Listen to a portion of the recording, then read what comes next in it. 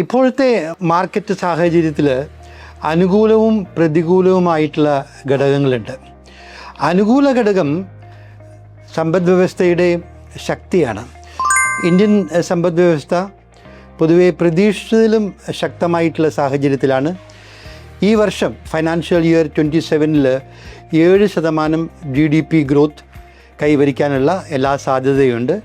മാത്രമല്ല Q1 results പ്രതീക്ഷിച്ചതിനേക്കാളും മെച്ചപ്പെട്ടതാണ്. പൊതുവെ നിഫ്റ്റിയിൽ ഒരു 15% ഏർണിങ്സ് ഗ്രോത്ത് സാധ്യമാണ്.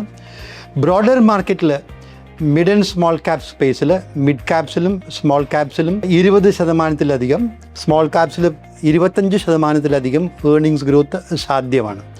ഇതാണ് മാർക്കറ്റിന് അനുകൂലമായിട്ടുള്ള ഘടകം. അതേസമയത്ത് പ്രതികൂലമായിട്ടുള്ള ഘടകം ഈ ക്രൂഡ് ഓയിൽ വില ഉയർന്നു നിൽക്കുന്നത് തന്നെയാണ്. ക്രൂഡ് ഓയിൽ വില ആദ്യം ഒരു ഡീൽ എന്നൊക്കെ പറഞ്ഞ് കാര്യമായിട്ട് കുറഞ്ഞ് ബ്രെൻഡ് ക്രൂഡ് $73 കുറഞ്ഞതാണ്. അത് വീണ്ടും വർദ്ധിച്ചു. പിന്നെ ഡീൽ എന്ന് പറഞ്ഞ് വീണ്ടും കുറഞ്ഞു. ഒരു തീരെ അനിശ്ചിതത്വത്തിൻ്റെ ഒരു സാഹചര്യമാണ് ഇപ്പോൾ ഉള്ളത്. ഏത് രീതിയിൽ ഈ ഒരു സംഘർഷം അവസാനിക്കും, ക്രൂഡ് ഓയിൽ വില എപ്പോഴാണ് കുറയുകയെന്നോ ആർക്കും പറയാൻ സാധിക്കാത്ത അത്രയും അൺസേർട്ടൺ ആയിട്ടുള്ളൊരു സാഹചര്യമാണ്. അതാണ് ഏറ്റവും പ്രതികൂലമായിട്ടുള്ള ഘടകം. ആ കാരണം കൊണ്ട് തന്നെ വിലക്കയറ്റം, ആഗോളതലത്തിൽ തന്നെ വിലക്കയറ്റം ഒരു പ്രശ്നമായി കൊണ്ടിരിക്കുകയാണ്. അതുകൊണ്ട് ബോണ്ട് ഈൽഡുകൾ വർദ്ധിക്കുകയാണ്. അമേരിക്കയിലെ 30-year ബോണ്ട് ഈൽഡ് 2007 ശേഷമുള്ള ഏറ്റവും ഉയർന്ന നിലയിലാണ്. ഒരു 19 വർഷത്തെ ഏറ്റവും ഉയർന്ന നിലയിലാണ്. 10-year bond yield 4.7%.